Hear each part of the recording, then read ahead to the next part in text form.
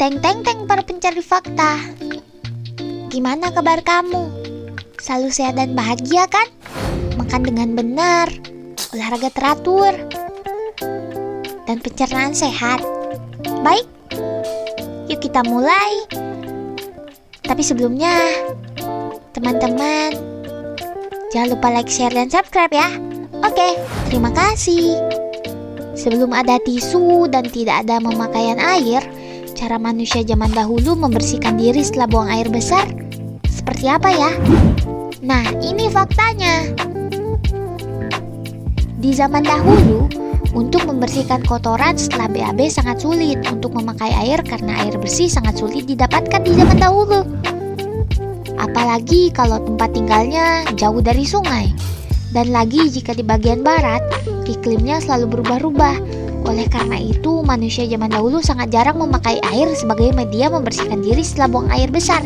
Ew. Jika bukan air, ada tisu bukan? Tapi tisu kan belum ditemukan. Apa yang dipakai manusia zaman dahulu membersihkan diri setelah BAB ya? Sepanjang peradaban manusia, orang-orang telah melakukan berbagai cara untuk membersihkan bagian tubuh dari kotoran setelah BAB. Mulai dari memakai tangan, tongkol jagung, hingga salju. Menurut sebuah studi yang terbit pada tahun 2006, salah satu alat tertua yang digunakan untuk tujuan kebersihan adalah tongkat yang berasal dari Cina berusia 2000 tahun. Tongkat kebersihan atau tongkat bambu ini dibuat dari kayu atau bambu yang dibungkus dengan kain. Sementara sebuah studi di jurnal BMU menyebutkan selama periode Yunani Romawi dari abad 330 sampai 624 Masehi, orang-orang pada masa itu juga membersihkan diri mereka dengan menggunakan tongkat yang disebut tersorium. Tersorium didesain dengan spons di salah satu ujungnya, disimpan di kamar mandi umum untuk digunakan bersama. Memang terdengar sedikit menjijikan ya. Bangsa Yunani juga berkemungkinan membersihkan bagian belakang mereka menggunakan potongan keramik berbentuk bulat dan lonjong atau lingkaran yang disebut pisol. Ini diketahui setelah para arkeolog temukan peninggalan pesoi dengan jejak kotoran di atasnya dan sebuah cangkir anggur kuno yang menampakkan gambar seorang pria sedang menyeka bagian belakangnya menggunakan pesoi. Sementara di Jepang, pada abad ke-8 Masehi, orang menggunakan jenis tongkat kayu lain yang disebut chungi untuk membersihkan bagian luar dan dalam anus. Selain tongkat, orang-orang purba juga menyeka bagian belakang mereka menggunakan bahan lain seperti air, daun, rumput, batu, bulu binatang, dan kerang. Pada abad pertengahan, orang juga menggunakan lumut, sedimen jerami, dan potongan permadani. Sekitar tahun 1391,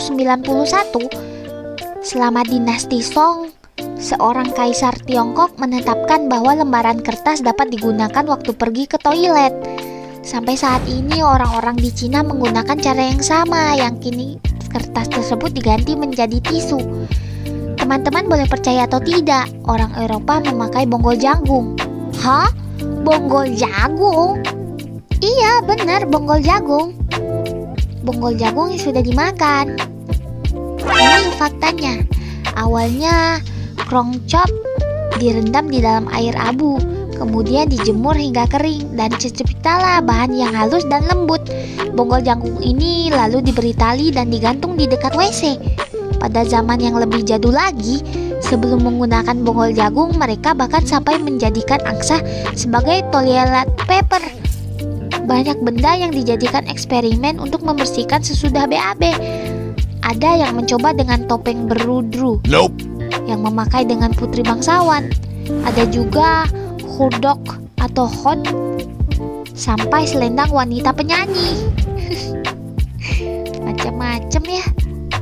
Setelah masa itu, barulah mereka menyadari bahwa mereka menggunakan koran dan katalog lama bisa menggantikan tongkol jagung. Meskipun anak baptis Ratu Elizabeth pertama menemukan salah satu toilet filth pertama pada tahun 1596, kertas toilet yang diproduksi secara komersial tidak mulai beredar di Inggris hingga tahun 1857.